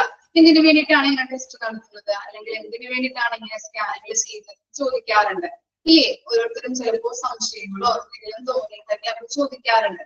അതുമായിട്ട് ബന്ധപ്പെട്ട് എല്ലാ കാര്യങ്ങളും നഴ്സുമാര് പറഞ്ഞു കൊടുക്കാം. ഡോക്ടർ ആദ്യം ഇത് ചെയ്യാൻ പറഞ്ഞു, അതിനുശേഷം ഈ ടെസ്റ്റ് റിസൾട്ടിന്റെ ബേസിലാണ് നിങ്ങൾക്ക് ട്രീറ്റ്മെന്റ് തരുന്നത്. അവരെ പറഞ്ഞ് മനസ്സിലാക്കാം, ബോധവാന്മാരാക്കി കൊടുക്കുക. ഇനി എന്താണ് ട്രീറ്റ്മെന്റുകൾ അല്ലെ. ഓക്കെ, ട്രീറ്റ്മെന്റ് അറിയാലോ. ടെസ്റ്റുകളെല്ലാം അവർ ചെയ്ത് കഴിഞ്ഞതിന് ശേഷമാണ് ഡോക്ടേഴ്സ് എന്ത് ചെയ്യുന്നത്? രോഗികൾക്ക് ട്രീറ്റ്മെന്റ് കൊടുക്കുന്നത്. ഇനി എന്താണ് ലാബ് റിസൾട്ട്. ലാബ് റിസൾട്ടുകൾ നോക്കിയിട്ടാണ് നെക്സ്റ്റ് മെഡിസിൻ എന്ത് വേണം, അല്ലെങ്കിൽ നെക്സ്റ്റ് ട്രീറ്റ്മെന്റ് എന്ത് വേണം എന്ന് നോക്കുന്നത്. അതുപോലെ ടെസ്റ്റുകൾ അറിയാലോ. പലതരത്തിലുള്ള ടെസ്റ്റുകൾ ഉണ്ട് അല്ലെ. ലാബ് ടെസ്റ്റുകൾ ഉണ്ട്, അതുപോലെ സ്കാനുകൾ ഉണ്ട്. ഓക്കെ, ഇതിന്റെ ടെസ്റ്റ് റിസൾട്ടിന്റെ ബേസിലാണ് നമ്മൾ ഓരോ കാര്യങ്ങളും രോഗികൾക്ക് ചെയ്ത് കൊടുക്കുന്നത്. അതുപോലെ തന്നെ ഡയറ്റ് അറിയാലോ. അറിയാം, മിസ്സിന് പറയേണ്ടതായിട്ടുള്ള ആവശ്യമില്ലല്ലോ. നമ്മൾ മുമ്പ് പഠിച്ച കാര്യങ്ങളൊക്കെ തന്നെയാണ്. ജസ്റ്റ് ഒന്ന് നോക്കിയാൽ മതി കേട്ടോ എന്തൊക്കെയാണ് വരുന്നത്. ഓക്കെ, ഇനി ആക്ടിവിറ്റി ചെയ്യേണ്ടതായിട്ടുണ്ട് അല്ലെ. ചില രോഗികൾക്ക് ഫിസിയോതെറാപ്പി ഒക്കെ ചെയ്യേണ്ടതായിട്ടുണ്ട്. ഇപ്പൊ സ്ട്രോക്ക് വന്ന പേഷ്യൻസിനൊക്കെ ആണെങ്കിൽ എന്ത് ചെയ്യണം? ഫിസിയോതെറാപ്പി ചെയ്യണം അല്ലെ. ചിലപ്പോ അവിടെ അഡ്മിറ്റ് ആയിട്ട് കിടന്ന് കുറച്ച് നാള് ചെയ്യേണ്ടതായിട്ട് വരാറുണ്ട്. അപ്പൊ ഫിസിയോതെറാപ്പി ചെയ്യുന്ന ഡോക്ടർ ചിലപ്പോ വരുന്നത് ആഴ്ചയിൽ ഒരു ദിവസമൊക്കെ ആയിരിക്കും. അപ്പൊ ഏത് ദിവസമാണ്, ഏത് ടൈമിനാണ്? ബുധനാഴ്ചയാണ് വരുന്നതെങ്കിൽ ബുധനാഴ്ച 10 മണിക്ക് ഡോക്ടർ എത്തും. അപ്പൊ നിങ്ങൾ പോയിട്ട് അവിടെ ചെയ്യണം. ഓക്കെ, അങ്ങനെയുള്ള കാര്യങ്ങള് രോഗിയെ പറഞ്ഞ് മനസ്സിലാക്കാം. ഡോക്ടർ വരുന്ന ദിവസം എന്നാണ്, ഡോക്ടർ ഏത് ടൈമിലാണ് കൺസൾട്ടേഷൻ ഇരിക്കുന്നത്, അങ്ങനെയുള്ള കാര്യങ്ങള് ഏത് ടൈമിനാണ് ഈ രോഗി പോയിട്ട് ഡോക്ടറെ കാണേണ്ടത്, അങ്ങനെയുള്ള കാര്യങ്ങളൊക്കെ നഴ്സുമാർ എന്ത് ചെയ്യണം? രോഗികൾക്ക് പറഞ്ഞു കൊടുക്കണം. ക്ലിയർ ആയോ? ഇത്രയും കാര്യങ്ങളാണ് ഗ്യാദർ ഇൻഫർമേഷൻ റിലേറ്റഡ് ടു വരുന്നത്. മെഡിക്കൽ ഓർഡേഴ്സ് വരുന്നുണ്ട്, ട്രീറ്റ്മെന്റ്, ലാബ് റിസൾട്ടുകള്, ടെസ്റ്റുകള്, ഡയറ്റ് അറിയാലോ. ഏതൊക്കെയാണ് ഫുഡ് കഴിക്കേണ്ടത്, അല്ലെങ്കിൽ ഏതൊക്കെയാണ് നമുക്ക് കഴിക്കാൻ പാടില്ലാത്തത് എന്നുള്ള കാര്യങ്ങൾ അവർ പറഞ്ഞു തരാറുണ്ട്. അതുപോലെ തന്നെ ആക്ടിവിറ്റി അല്ലെ പറഞ്ഞു. എന്താണ് ഫിസിയോതെറാപ്പി ഒക്കെ ചെയ്യുന്ന പേഷ്യൻസ് ഉണ്ടെങ്കിൽ ഡോക്ടർ എന്ന് വരും. ഏത് ദിവസം, ചിലപ്പോൾ ആഴ്ചയിൽ ഒരു ദിവസമൊക്കെ ആയിരിക്കും ഹോസ്പിറ്റലിലോട്ട് വരുന്നത്. അപ്പൊ അവര് വരുന്ന ഡേറ്റ്, അവര് വരുന്ന ദിവസം, ഏത് ടൈമിന് ഈ രോഗി ഡോക്ടറെ പോയി കാണണം എന്നുള്ളതൊക്കെ പറഞ്ഞു കൊടുക്കും. ക്ലിയർ ആയോ? നാലാമത്തെ point gather information related to. Okay, അപ്പൊ ഇത്തരം കാര്യങ്ങളാണ് നഴ്സുമാര് ചെയ്യേണ്ടത്. Responsibility of the nurse. Clear ആയില്ലേ?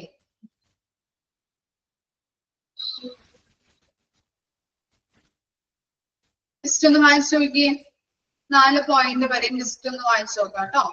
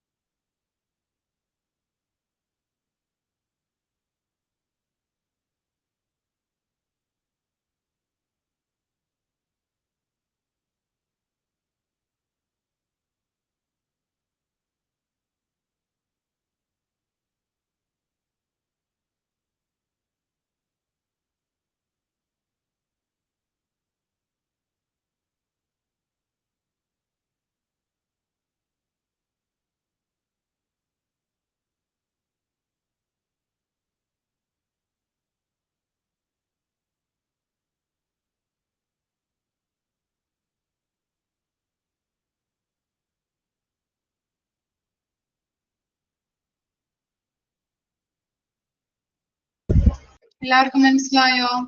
ക്ലിയർ ആയോ എല്ലാ കാര്യങ്ങളും?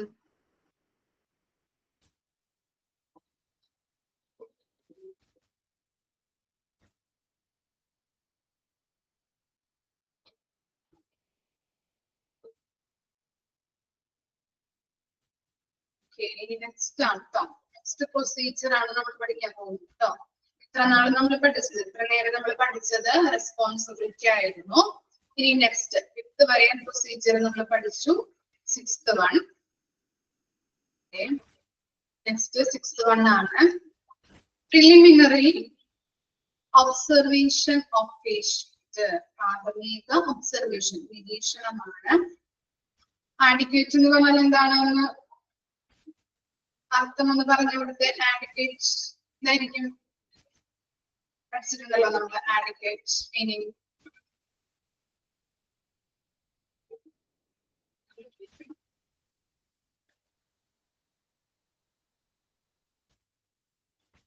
ആഡിക്വേറ്റ് എന്താ? ആവശ്യത്തിന് അല്ലെങ്കിൽ മതിയായ ആവശ്യത്തിന്. ഓക്കെ. ഇനി നെക്സ്റ്റ് ആണ് preliminary observation of patient. First 2 point നോക്കിയേ. The first few moments with a patient, facial expressions will denote his emotional reactions and presence of pain, fatigue. എന്താണ്? നമ്മളിപ്പോ ഒരു IPD അല്ലെ, IPD അല്ലെങ്കിൽ ഇൻഫെക്ഷൻ ഡിപ്പാർട്ട്മെന്റിൽ നമ്മള് അഡ്മിറ്റ് ആയി, നമ്മളെ അഡ്മിറ്റ് ആക്കി എന്ന് അറിയുമ്പോൾ എന്തായിരിക്കാം നമ്മുടെ മനസ്സിൽ തോന്നുന്നത്? എന്ത് തോന്നാറുണ്ട്? ഡോക്ടർ നമ്മളോട് അഡ്മിറ്റ് ആക്കിക്കൊള്ളൂ അല്ലെങ്കിൽ അഡ്മിറ്റ് ആക്കാം എന്ന് പറയുമ്പോ എന്തായിരിക്കാം നമ്മുടെ മനസ്സിൽ തോന്നാറ്? പേടി തോന്നാറുണ്ട് അല്ലെ, ഭയം തോന്നാറുണ്ട്. എന്തായിരിക്കും എനിക്ക് അസുഖം, എന്താണ് അങ്ങനെ ഡോക്ടർ പറഞ്ഞത് അല്ലെ, ടെൻഷൻ ആവാറുണ്ട്. ഓക്കെ, അപ്പൊ അങ്ങനെയുള്ള കാര്യങ്ങൾ വരാറുണ്ട് അല്ലെ. നമ്മുടെ മുഖത്ത് എന്തായിരിക്കാം ഫീൽ ചെയ്യുന്നത്? കാണാൻ പറ്റില്ലേ? മുഖത്ത് സന്തോഷമായിരിക്കോ? ഇല്ല, മുഖത്ത് പേടി അല്ലെങ്കിൽ എന്താണ് അല്ലെ, ഫേഷ്യൽ എക്സ്പ്രഷൻസ് ഒക്കെ മാറാറുണ്ട് അല്ലെ, സാഡ്നെസ്. ഓക്കെ, അപ്പൊ എന്താണ്, നമ്മൾ ചിലപ്പോൾ ഡോക്ടർ നമ്മുടെ ഹെൽത്ത് കണ്ടീഷൻ കാരണമായിരിക്കാം അല്ലെങ്കിൽ അങ്ങനെയുള്ള ഒരു എന്തെങ്കിലും ഡോക്ടർ തോന്നിയിട്ടാവാം നമ്മളോട് അഡ്മിറ്റ് ആവാൻ പറയുന്നത് അല്ലെ. ഫസ്റ്റ് നമ്മുടെ എന്താണ് ഫേഷ്യൽ എക്സ്പ്രഷൻസ് എന്ത് ചെയ്യണം? നോട്ട് ചെയ്യണം. രോഗിക്ക് എന്താണ് പേടി, ഭയം, കാര്യങ്ങളൊക്കെ ഉണ്ടാവും. ഇനി എന്താണ്? ഓക്കെ, ഇനി നെക്സ്റ്റ് പോയിന്റ് നോക്കിയേ. ഇനി discolourations of skin such as jaundice. Jaundice എന്ന് പറഞ്ഞാൽ എന്താണ്? jaundice എന്താ? മഞ്ഞപ്പിത്തം. അറിയാവുന്നവർ എഴുതി വെക്കാം കേട്ടോ. jaundice means മഞ്ഞപ്പിത്തം. സൈനോസിസ് എന്ന് പറഞ്ഞാൽ എന്താ? Cyanosis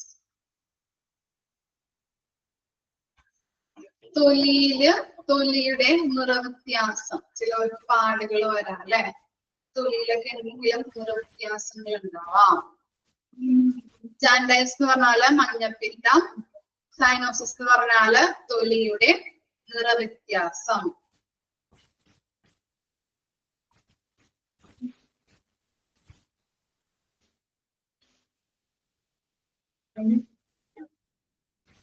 facial paralysis. Facial paralysis എന്ന് പറഞ്ഞാൽ എന്താ? ഇതായിരിക്കാം പാരലൈസിസ്. മുഖത്ത് എന്തായിരിക്കാം? സന്തോഷമായിരിക്കോ? കേടുപാടുകൾ. സോറി, ഓടിപ്പോവല്ലേ?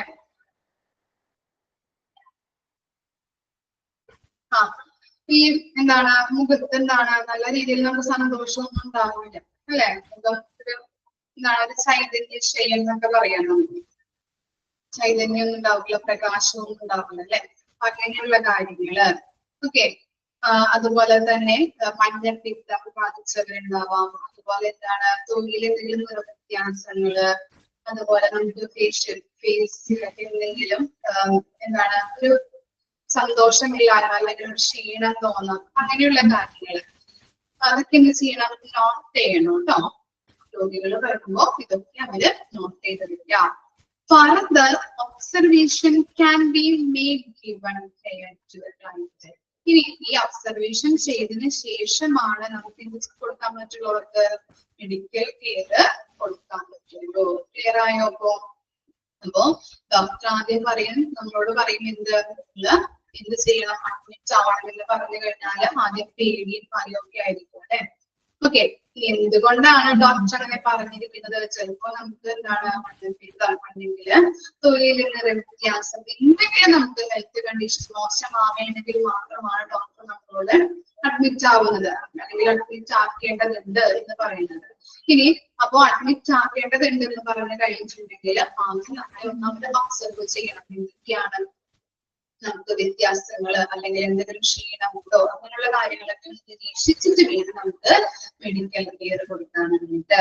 ഓക്കെ, അതാണ് preliminary observation of client or പേഷ്യന്റിൽ വരുന്നത് കേട്ടോ. ക്ലിയർ ആയോ? രണ്ട് കാര്യങ്ങൾ.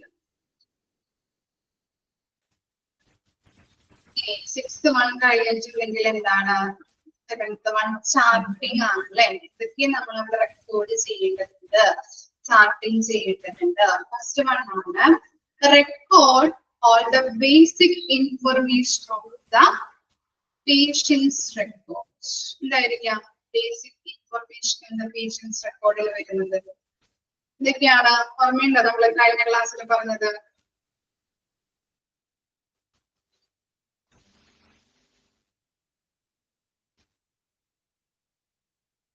എന്താണ് ബേസിക് ഇൻഫർമേഷൻ? പേഷ്യന്റിന്റെ വിവരങ്ങള്, നെയിം, സെക്സ്, ഏജ്, അഡ്രസ് അല്ലെ, അങ്ങനെയുള്ള കാര്യങ്ങളൊക്കെ റെക്കോർഡ് ചെയ്യുന്നു. ആദ്യം ചാർട്ടിങ് ചെയ്യുന്നത് എന്തൊക്കെയാണ്? പേഷ്യന്റിന്റെ ബേസിക് ആയിട്ടുള്ള ഇൻഫർമേഷൻ ആണ്. ഇനി എന്താണ്? ക്ലിയർലി മെൻഷൻ അഡ്മിഷൻ ഡേറ്റ്, എന്നാണ് അഡ്മിറ്റ് ആയ ഡേറ്റ്, അതുപോലെ തന്നെ ടൈം, എപ്പോഴാണ് അഡ്മിറ്റ് ആയത്. ഇനി പേഷ്യന്റ് ഡീറ്റെയിൽസ്, അതുപോലെ complaints of the client, complaints എന്തെങ്കിലും ഉണ്ടെങ്കിൽ അതും എഴുതി വെക്കും. അതുപോലെ തന്നെ എന്താണ് ഇനി അലർജീസ്, നമുക്ക് ചിലപ്പോ ഫുഡ് കഴിക്കുമ്പോൾ അലർജീസ് വരാം, എന്തെങ്കിലും ഫുഡ് കഴിച്ചാല് അല്ലെങ്കിൽ എന്തെങ്കിലും മെഡിസിൻസ് കഴിക്കുമ്പോൾ എന്ത് വരാം, അലർജീസ് ഉണ്ടാവാറുണ്ട് അല്ലെ. അപ്പൊ അങ്ങനെയുള്ള കാര്യങ്ങൾ അവിടെ നോട്ട് ചെയ്യാറുണ്ട്. അതുപോലെ തന്നെ പേഷ്യന്റ് മെഡിക്കൽ സ്റ്റാറ്റസ് കൂടി നോട്ട് ചെയ്ത് വെക്കും. എന്തൊക്കെയാണ് നോട്ട് ചെയ്ത് വെക്കുന്നത്? ബേസിക് ഇൻഫർമേഷൻ നോട്ട് ചെയ്ത് വെക്കുന്നുണ്ട്. അത് കഴിഞ്ഞതിന് ശേഷം അഡ്മിഷൻ ഡേറ്റ്, അഡ്മിഷൻ ടൈം, അതുപോലെ തന്നെ പേഷ്യന്റ് ഡീറ്റെയിൽസ്, കംപ്ലൈൻസ് എന്തെങ്കിലും ഉണ്ടെങ്കിൽ, ഇനി പേഷ്യന്റിന്റെ എന്തെങ്കിലും അലർജീസ് ഉണ്ടെങ്കിൽ, അതുപോലെ തന്നെ പേഷ്യന്റിന്റെ മെറിറ്റ് സ്റ്റാറ്റസ്. ഇത്രയും കാര്യങ്ങളാണ് ആഫ്റ്റർ ബേസിക് ഇൻഫർമേഷൻ കഴിഞ്ഞിട്ട് റെക്കോർഡ് ചെയ്യുന്നത്. ക്ലിയർ ആയോ? ഇനി നെക്സ്റ്റ് ആണ് record in admission register. Admission register ഓരോരുത്തർക്കും ഉണ്ടാവും അല്ലെ, അഡ്മിഷൻ രജിസ്റ്റർ. ഓക്കെ, അപ്പൊ അങ്ങനെയുള്ള കാര്യങ്ങൾ പേഷ്യന്റിന്റെ രജിസ്റ്റർ, അഡ്മിഷൻ രജിസ്റ്ററിൽ അവർ എഴുതി വെക്കും. അതുപോലെ തന്നെ ട്രീറ്റ്മെന്റ് ബുക്ക് ഉണ്ടാവും, റെക്കോർഡ് ബുക്ക് ഉണ്ടാവും, അതുപോലെ മെഡിക്കോ ലീഗൽ കേസസ്, MLC ട്ടോ. മെഡിക്കോ ലീഗൽ കേസസ് ആണ് medico legal cases register. Update ward census and nurse notes. Update ward census എന്ന് പറഞ്ഞാല് ഇപ്പോ വാർഡിലൊക്കെ കിടക്കുന്ന പേഷ്യന്റ് ആണെങ്കിൽ അവർക്ക് ഇപ്പോ അവരുടെ ഹെൽത്ത് കണ്ടീഷൻ എന്തെങ്കിലും ബെറ്റർ ആയോ, അല്ലെങ്കിൽ മരുന്നൊക്കെ കൊടുത്ത് എന്തെങ്കിലും ചേഞ്ചസ് വന്നിട്ടുണ്ടോ, അങ്ങനെയുള്ള അപ്ഡേറ്റ്സുകൾ എഴുതും. അതുപോലെ തന്നെ നഴ്സുമാർക്ക് നോട്ട്സുകൾ ഉണ്ടാവും. അതിലും അവര് എല്ലാ കാര്യങ്ങളും രോഗിയെ കുറിച്ചുള്ള എല്ലാ കാര്യങ്ങളും എഴുതി വെക്കുന്നുണ്ട്. അപ്പൊ ഏതൊക്കെയാണ്? അഡ്മിഷൻ രജിസ്റ്റർ ഉണ്ടാവും, രോഗിയെ കുറിച്ചുള്ള അഡ്മിഷൻ രജിസ്റ്റർ, അതിലൊക്കെ എഴുതി വെക്കണം കേട്ടോ ഓരോ കാര്യങ്ങള്. അഡ്മിഷൻ രജിസ്റ്റർ ഉണ്ടാവും, ട്രീറ്റ്മെന്റ് ബുക്ക്, അവർക്ക് കൊടുക്കുന്ന മരുന്നുമായിട്ട് ബന്ധപ്പെട്ട എല്ലാ കാര്യങ്ങളും, അതുപോലെ തന്നെ റിപ്പോർട്ട് ബുക്ക് ഉണ്ട്, മെഡിക്കോ ലീഗൽ കേസസുകൾ വന്നിട്ടുണ്ടെങ്കിൽ അത് രജിസ്റ്റർ ചെയ്യാൻ വേണ്ടിയിട്ടുള്ള കാര്യങ്ങൾ അവിടെ മെഡിക്കോ ലീഗൽ രജിസ്റ്ററിലാണ് എഴുതി വെക്കുന്നത്. അതുപോലെ തന്നെ എന്താണ് അപ്ഡേറ്റ് വാർഡ് സെൻസസ്, എന്തെങ്കിലും അപ്ഡേറ്റുകൾ രോഗിക്ക് വന്നിട്ടുണ്ടെങ്കിൽ ഈ റെക്കോർഡിലാണ് എഴുതി വെക്കുന്നത്. അതുപോലെ തന്നെ നേഴ്സ് നോട്ട്. ഓക്കെ, ഇനി എന്താണ് physical assessment by reviewing system. അതുപോലെ തന്നെ ഫിസിക്കൽ അസസ്മെന്റിനെ കുറിച്ചുള്ള നോട്ടുകളും രോഗിയുടെ ഫിസിക്കൽ അസസ്മെന്റ് എങ്ങനെയാണ് എന്നുള്ളതിനെ കുറിച്ചുള്ള കാര്യങ്ങളും അതിനകത്ത് എഴുതി വെക്കുന്നുണ്ട്. അതുപോലെ തന്നെ എന്താണ് പേഷ്യന്റ് കംഫർട്ട്, അല്ലെ, പേഷ്യൻസിന് നല്ല രീതിയിലുള്ള കംഫർട്ടബിൾ ഫീലിംഗ് പ്രൊവൈഡ് ചെയ്യണം. അങ്ങനെയുള്ള കാര്യങ്ങൾ അവിടെ റെക്കോർഡ് ചെയ്യുന്നുണ്ട്. പേഷ്യന്റെ കംഫർട്ട് അനുസരിച്ച് അവരുടെ ആവശ്യം അനുസരിച്ചുള്ള എല്ലാ കാര്യങ്ങളും ചെയ്യുന്നു. അതുപോലെ തന്നെ കളക്ട് ഇൻഫർമേഷൻ ഫോർ ഡാറ്റാബേസ്. പേഷ്യന്റിന്റെ വിവരങ്ങള്, നെയിം, അഡ്രസ്, അതുപോലെ ഏജ്, സെക്സ്, അങ്ങനെയുള്ള എല്ലാ കാര്യങ്ങളും എന്തിൽ നമ്മൾ എൻ്റർ ചെയ്ത് വെക്കണം? കമ്പ്യൂട്ടർ സിസ്റ്റത്തില് എൻ്റർ ചെയ്ത് വെക്കണം, അല്ലെ? ആണോ? അതാണ് കളക്ട് ഇൻഫർമേഷൻ ഫോർ ഡാറ്റാബേസ് കൊണ്ട് ഉദ്ദേശിക്കുന്നത്. പിന്നെ എന്താണ് obtain physician order for lab test and medical activity. ഡോക്ടർമാര് നമുക്ക് അഡ്വൈസ് തരാറുണ്ട്, അല്ലെ? എന്തൊക്കെ കാര്യങ്ങളാണ് ചെയ്യുന്നത്, ഓർഡേഴ്സ് നമുക്ക് തരാറുണ്ട്. ഇപ്പൊ രോഗികൾക്ക് ഇന്ന ടെസ്റ്റുകൾ ചെയ്യണം, MRI സ്കാൻ ചെയ്യണം, അങ്ങനെയുള്ള പല ടെസ്റ്റുകളും നമുക്ക് ഈ ഡോക്ടർ, ഈ ഫിസിഷ്യൻ ആണ് ഓർഡർ തരുന്നത്. അപ്പൊ അവരുടെ ഓർഡർ അനുസരിച്ച് എല്ലാ കാര്യങ്ങളും രോഗിക്ക് ചെയ്തു കൊടുക്കാം. ഡോക്ടറിന്റെ കയ്യിൽ നിന്ന് ഈ ഓർഡേഴ്സ് വാങ്ങിച്ച് എല്ലാ കാര്യങ്ങളും രോഗിക്ക് ചെയ്തു കൊടുക്കാം. കിട്ടിയോ? ചാർട്ടിങ്ങിലെ എല്ലാ കാര്യങ്ങളും ആദ്യം പറഞ്ഞത് എന്താണ്? പേഷ്യന്റ് ഇൻഫർമേഷൻസ് പറഞ്ഞു തരാം കേട്ടോ. ഒന്നുകൂടി ആദ്യം പറയാം. പേഷ്യന്റിന്റെ ഇൻഫർമേഷൻസ്, ബേസിക് ആയിട്ടുള്ള ഇൻഫർമേഷൻസ് റെക്കോർഡ് ചെയ്യുന്നുണ്ട്. അതുപോലെ തന്നെ അഡ്മിഷൻ ഡേറ്റ് ക്ലാരിഫൈ ചെയ്യാം. Clarify means admission date, time, എപ്പോഴാണ് അഡ്മിറ്റ് ആയത്. അതുപോലെ തന്നെ പേഷ്യന്റിന്റെ ഡീറ്റെയിൽസ്, അവരെന്തെങ്കിലും കംപ്ലൈന്റ്സ് ഉണ്ടെങ്കിൽ, അതുപോലെ തന്നെ അവരെന്തെങ്കിലും അലർജി മരുന്നോ അല്ലെങ്കിൽ ഫുഡൊക്കെ കഴിക്കുമ്പോൾ ചിലവർക്ക് അലർജീസ് വരും. അതുമായിട്ട് ബന്ധപ്പെട്ട കാര്യങ്ങൾ റെക്കോർഡ് ചെയ്യണം. പേഷ്യന്റിന്റെ മെന്റൽ സ്റ്റാറ്റസിന്റെയും റെക്കോർഡ് ചെയ്യണം. അതുപോലെ തന്നെ എന്താണ് ഈ അഡ്മിഷൻ രജിസ്റ്റർ ഉണ്ടാവും, ട്രീറ്റ്മെന്റ് ബുക്സ് ഉണ്ടാവും, report book, medical legal register ഉണ്ടാവും, അപ്ഡേറ്റ്, ഭാവിയിൽ എന്തെങ്കിലും നമ്മള് പേഷ്യന്റിനെ കൊടുക്കുന്ന മരുന്നുമായിട്ട് ബന്ധപ്പെട്ട് അവരുടെ ഹെൽത്ത് കണ്ടീഷൻ അപ്ഡേറ്റ് എന്തെങ്കിലും അവർ ചേഞ്ചസ് ഉണ്ടെങ്കിൽ അതിനകത്താണ് അവർ എഴുതി വെക്കുന്നത്. അതുപോലെ തന്നെ നേഴ്സ് നോട്ടുകൾ ഉണ്ടാവും കേട്ടോ, അങ്ങനെയുള്ള കാര്യങ്ങൾ. അതുപോലെ തന്നെ ഫിസിക്കൽ അസസ്മെന്റിനെ കുറിച്ചുള്ള എല്ലാ കാര്യങ്ങളും ഇതിനകത്താണ് എഴുതി വെക്കുന്നത്. അതുപോലെ അവരുടെ എല്ലാ കാര്യങ്ങളും പേഷ്യൻസ് കംഫർട്ട് എന്താണ്, എല്ലാ കാര്യങ്ങളും നല്ല രീതിയിൽ കംഫർട്ടബിൾ ഫീലിംഗ് ആക്കി കൊടുക്കണം. അവരുടെ ആവശ്യം അനുസരിച്ച് ആവശ്യം മനസ്സിലാക്കിയിട്ട് എല്ലാ കാര്യങ്ങളും ഒന്ന് ചെയ്തു കൊടുക്കാം, ഇതിനുള്ള കാര്യങ്ങൾ. അതുപോലെ തന്നെ collect information for database, collect information for database, പേഷ്യന്റിന്റെ പേര്, വിവരങ്ങൾ, എല്ലാ കാര്യങ്ങളും കമ്പ്യൂട്ടർ സിസ്റ്റത്തിൽ എൻ്റർ ചെയ്യാം. ഇനി എന്താണ് obtain physician orders for lab test, medical activity, lab ടെസ്റ്റുകൾ, അതുപോലെ മെഡിക്കൽ ആക്ടിവിറ്റി മരുന്നുമായിട്ട് ബന്ധപ്പെട്ട കാര്യങ്ങൾ, ഇതൊക്കെ ഫിസിഷ്യന്റെ കയ്യിൽ നിന്ന് ഓർഡേഴ്സ് വാങ്ങിച്ചിട്ട് രോഗികൾക്ക് ചെയ്തു കൊടുക്കുക. ഇതാണോ?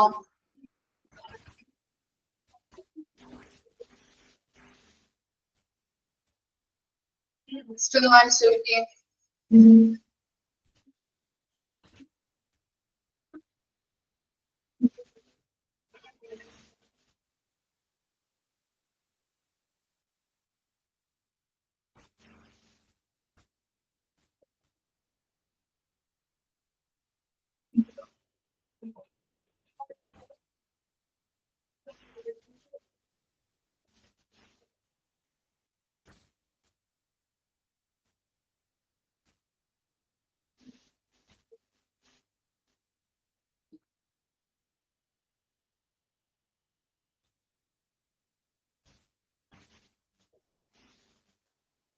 ക്ലിയർ അല്ലേ? ഇനി നെക്സ്റ്റ് ആണ് 8th one ആണ് follow orders by the consultant. If any tests are prescribed by the doctor, the nurse must make arrangements to carry out. carry out the other procedure prescribed by the doctor in PD. Doctors പല ടെസ്റ്റുകൾ രോഗികളുടെ ടെസ്റ്റുകൾ ചെയ്ത് കൊടുക്കാനായിട്ട് orders തരാറുണ്ട് അല്ലെ, അല്ലെങ്കിൽ എഴുതി കൊടുക്കാറുണ്ട് അവർക്ക് ഇല്ലേ.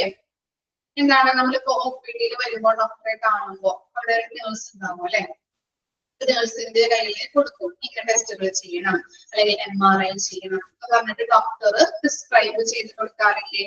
ഇങ്ങനെയാണോ? കൊടുക്കാറുണ്ടോ അല്ലെ? അങ്ങനെയല്ലേ കൊടുക്കാറ്? കൊടുക്കുന്നുണ്ട്. അപ്പൊ അതിനുള്ള കാര്യങ്ങള് രോഗികൾക്ക് ടെസ്റ്റുകൾ ചെയ്യാനായിട്ടും അല്ലെങ്കിൽ പല സ്കാനുകൾ ഡോക്ടർമാർ പ്രിസ്ക്രൈബ് ചെയ്യുമ്പോൾ അതിനുള്ള അറേഞ്ച്മെന്റ്സ് ആര് ചെയ്തു കൊടുക്കണം? ആര് ചെയ്തു കൊടുക്കേണ്ടത്? രോഗികൾക്ക് ആര് ചെയ്തു കൊടുക്കണം? The nurse must make arrangement carry out. Nurse ആണ് ചെയ്തു കൊടുക്കേണ്ടത്. അപ്പോ എന്താണ്? ഡോക്ടറിന്റെ കയ്യിൽ നിന്ന് പ്രിസ്ക്രിപ്ഷൻ സ്വീകരിക്കുകയും ഡോക്ടർ പറയുന്നതനുസരിച്ചിട്ടുള്ള ടെസ്റ്റുകൾക്ക് അറേഞ്ച്മെന്റ് ചെയ്ത് കൊടുക്കുന്നതും ആരാണ്? നഴ്സുമാരാണ്. ഇനി നെക്സ്റ്റ് പോയിന്റ് നോക്കിയേ, 9th point, care of valuables and clothing. If the patient is wearing hospital dress, the patient's clothes should be handed over to relatives. In case of absence of relatives, clothing is numbered, labeled, and kept in the store until such time it is handed over to relatives. Encourage the client to send jewelry, money, and other valuables such as watch to home with relatives. Make him understand if he keeps something with himself, it is at him on risk. എന്താണ്? ഇപ്പൊ ഒരു രോഗി ചിലപ്പോ അവർ admit ആവാൻ തക്ക രീതിയിലായിരിക്കില്ല വരുന്നത് അല്ലെ. ചിലപ്പോ ഡോക്ടർ പറയുകയാണ് നമ്മൾ അഡ്മിറ്റ് ആവേണ്ടത് അത്യാവശ്യമാണ് എന്ന് പറഞ്ഞു കഴിഞ്ഞിട്ടുണ്ടെങ്കിൽ കൂടെ റിലേറ്റീവ്സ് ഉള്ള പേഷ്യന്റ് ആണെങ്കിൽ എന്ത് ചെയ്യും? നമ്മള് വീട്ടിൽ നിന്ന് വന്നിരിക്കുന്ന ഡ്രസ്സോട് കൂടിയാണോ അവിടെ അഡ്മിറ്റ് ആക്കുന്നത് അല്ലെ?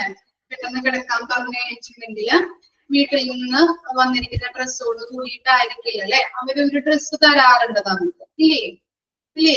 സീരിയസ് ആയിട്ട് കിടക്കുന്ന അല്ലെങ്കിൽ സീരിയസ് ആയിട്ട് വരുന്ന പേഷ്യന്റ് ഒക്കെ ആണെങ്കിൽ പൈസയിലോ എന്തെങ്കിലും കിടക്കുകയാണെങ്കിൽ അവരൊരു ഡ്രസ്സ് തരും. അപ്പൊ നമ്മുടെ ഡ്രസ്സുകൾ കൂടി റിലേറ്റീവ്സ് ആയിട്ട് ഉണ്ടെങ്കിൽ ആരെങ്കിലും ഉണ്ടെങ്കിൽ നമ്മുടെ ജ്വല്ലറി അല്ലെ, നമ്മുടെ സ്വർണങ്ങള്, അതുപോലെ നമ്മുടെ കയ്യിൽ ചിലപ്പോ കുറച്ച് ക്യാഷ് ഒക്കെ ഉണ്ടാവും, അതൊക്കെ അവിടെ അവർ ഇട്ട് കിടത്തില്ലല്ലോ. നമ്മൾ എന്ത് ചെയ്യുന്നുണ്ട്? റിലേറ്റീവ്സിന് കൊടുക്കും. നമ്മുടെ ഡ്രസ് ആയാലും ക്യാഷ് ആയാലും സ്വർണങ്ങളൊക്കെ ആയാലും റിലേറ്റീവ്സിന് ഹാൻഡ് ഓവർ ചെയ്ത് വീട്ടിലേക്ക് കൊണ്ടുപോകുന്നുണ്ട്. ഇനി അതർവൈസ് അല്ലെങ്കിൽ എന്താണ്? റിലേറ്റീവ്സ് ഇല്ലാത്തവര്, ബൈസ്റ്റാൻഡർ ആരും ഇല്ലാത്ത പേഷ്യന്റ് ആണെങ്കിൽ എന്ത് ചെയ്തു വെക്കാറുണ്ട്? അവര് ഹോസ്പിറ്റലിൽ നിന്ന് കൊടുത്തിരിക്കുന്ന ഡ്രസ്സ് ഇടുകയും അവര് വീട്ടിൽ നിന്ന് ഇട്ട് കൊണ്ടുവന്നിരിക്കുന്ന ഡ്രസ്സ് മാറ്റി ക്യാഷോ മണിയോ അതുപോലെ തന്നെ സ്വർണങ്ങളൊക്കെ ഉണ്ടെങ്കിൽ അവര് എന്താണ് ഈ ക്ലോത്തിനോട് കൂടിയിട്ട് കുഞ്ഞിനെ സൂക്ഷിക്കുകയും അതുപോലെ തന്നെ അത് നമ്പർ ചെയ്ത് ലേബൽ ചെയ്ത് സ്റ്റോർ റൂമില് അവരുടെ സ്വന്തം റിസ്കില്, ഹോസ്പിറ്റലുകാരുടെ എല്ലാം ഈ രോഗിയുടെ തന്നെ സ്വന്തം റിസ്കില് ലേബലിട്ട് നമ്പർ ചെയ്ത് സ്റ്റോർ റൂമില് സൂക്ഷിക്കും. ക്ലിയർ ആയോ? 9th പോയിന്റ്, അവരുടെ ഓൺ റിസ്കില് അവര് തന്നെ സൂക്ഷിക്കും. നമ്പർ ഒട്ടിച്ച് ആ സ്റ്റോർ റൂമില്, ഹോസ്പിറ്റലിന്റെ സ്റ്റോർ റൂമിൽ അവര് വെക്കും. പക്ഷെ എന്താണ്? പോയി കഴിഞ്ഞിട്ടുണ്ടെങ്കിൽ അവർ ഉത്തരവാദികളായിരിക്കില്ല. ക്ലിയർ ആയോ? ഇത്രയും പ്രൊസീജിയർ ആണ് നമ്മള് 1 to 9 വരെയാണ് നമ്മുടെ പ്രൊസീജിയർ കേട്ടോ. ഇനി ജസ്റ്റ് ഒരു കുറച്ച് കാര്യം കൂടി നോക്കാനുള്ളൂ. ജസ്റ്റ് ഒരു അഡ്മിഷൻ ഫ്രം എമർജൻസി ഡിപ്പാർട്ട്മെന്റ്, അത് മിസ് നെക്സ്റ്റ് ക്ലാസ്സിൽ എടുക്കാം. ഇത്ര വരെ ക്ലിയർ ആണോ? എളുപ്പമല്ലേ പ്രൊസീജിയർ? നെക്സ്റ്റ് ക്ലാസ്സിൽ വരുമ്പോൾ ഇത്രയും വായിച്ച് മനസ്സിലാക്കിയിട്ട് വരാം കേട്ടോ. Okay, thank you.